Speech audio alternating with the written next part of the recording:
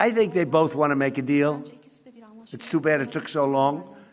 But I think there's going to be, something's going to come out. And the president's also helping us with that. But I think there's something, I settled 8 wars. And I think we're going to be settling a 9th. It doesn't seem likely now, but sometimes with war, I see when it's least likely, that's when it happens. We all value the Patriot system. It's an excellent system. And there are others as well, but today's wars have shown that current Patriot production is not enough to meet the growing demand for protection against ballistic missiles. That is a fact. And we must respond to that fact. Those who defend life need more Patriots. I think they both want to make a deal. It's too bad it took so long. But I think there's going to be, something's going to come out. And the president's also helping us with that. But I think there's something, I settled 8 wars. And I think we're going to be settling a 9th. It doesn't seem likely now, but sometimes with war, I see when it's least likely, that's when it happens. I had a very good talk with President Putin. I had a very good talk with, I would say, as a combination. A lot of times I'd do well with Putin and Zelensky would be a problem, or vice versa. Zelensky would be great and Putin would be.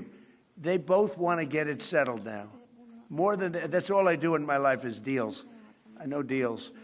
And I think I think we're going to get it settled, hopefully soon. Very much. Okay. We're going to be talking today about trade. We're going to be talking about other things having to do with the military, lots of different things. Probably we'll mention Iran, where we have essentially decimated their military. They cannot have a nuclear weapon. And we're going to have some very good discussions. With me, it's not anything to do other than I'd like to save lives. You have 25, 35, 30. One time it hit 41,000 a month souls. They're dead. They leave their mother in Ukraine. They leave their mother and father in Russia, Ukraine. They wave goodbye. And a week later, they're dead. It's crazy. And I would like to see, it doesn't affect us. It's really, it's far away. It affects Europe much more. We're there to help Europe, but it doesn't affect the United States. We have an ocean in between. But, it's just, I can't stand watching what's happening. I've seen the pictures of those battlefields, and it's a drone war. It's a war of drones. It's a whole new technology. And we're actually the leader in drones now. We have the most sophisticated drones, but people wouldn't believe how violent it is. And I've seen the battlefields. They send me pictures. I actually want to say, don't send them to me. Pete, this man right here sends me pictures. Pete Hegseth. And I said, Pete, you know what? Doesn't help to look. I've never seen anything like it. It's carnage. And it should stop. Are further troop drawdowns in Europe likely? And are you satisfied with the progress that NATO allies have made? Well, we're going to see. I was very disappointed with NATO. And frankly, if it weren't held in Turkey, where my friend happens to be a very strong leader, a very strong person, it's possible that I wouldn't have attended. I felt I had to attend because of the fact that, I know he's gone all out. It was a big thing to have NATO come to Turkey or any place else. It's a big thing. But we weren't treated well because we did something in Iran. We don't need anybody's help. I didn't even want their help. But before I asked, they said they wouldn't be there. And we've invested trillions of dollars in NATO. Why? To protect European countries and others, Canada, etc., but to protect people, countries from, generally speaking, it used to be the Soviet Union, now it's Russia.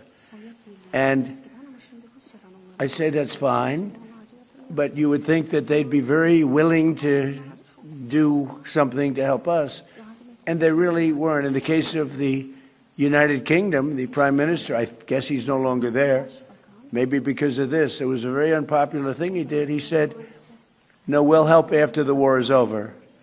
I said, I don't need that kind of help. We didn't need any help at all. And in a way, I was testing people. I was testing to see whether or not they'd be there, because I've long said that we helped them, but I'm not sure that they'd be there for us. And Italy turned us down. And Germany turned us down, and France turned us down. And it's okay.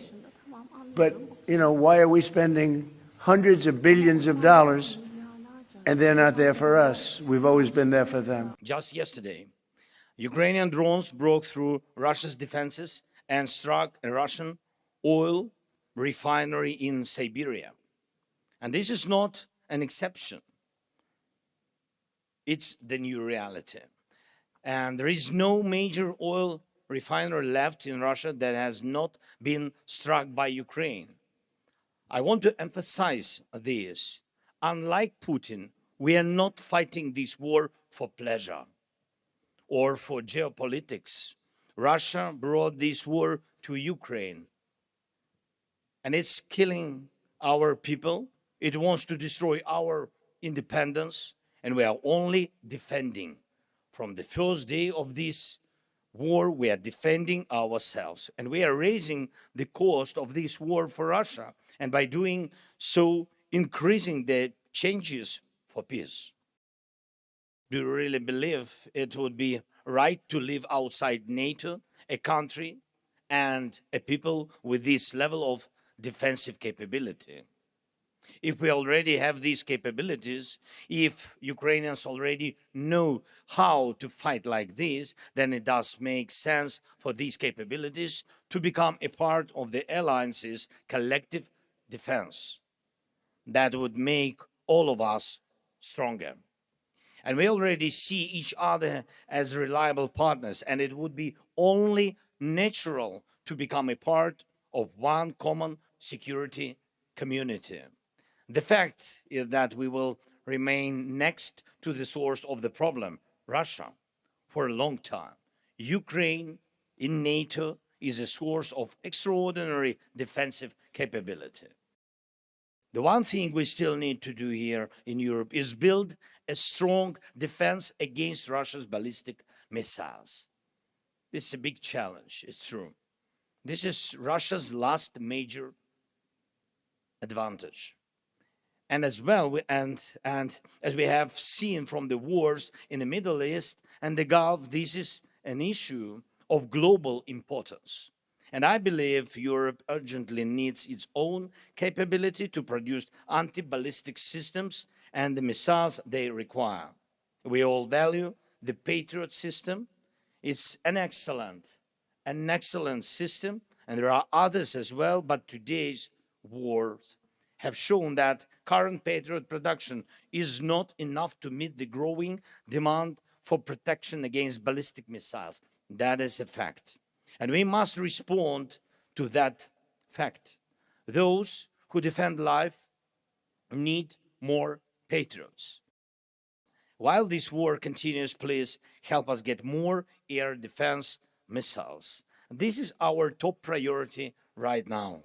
We are capable of doing everything else ourselves. But when it comes to air defense, we need our partners' determination. Please, let more determination and more decisions for air defense be one of the key outcomes of this NATO summit in Ankara.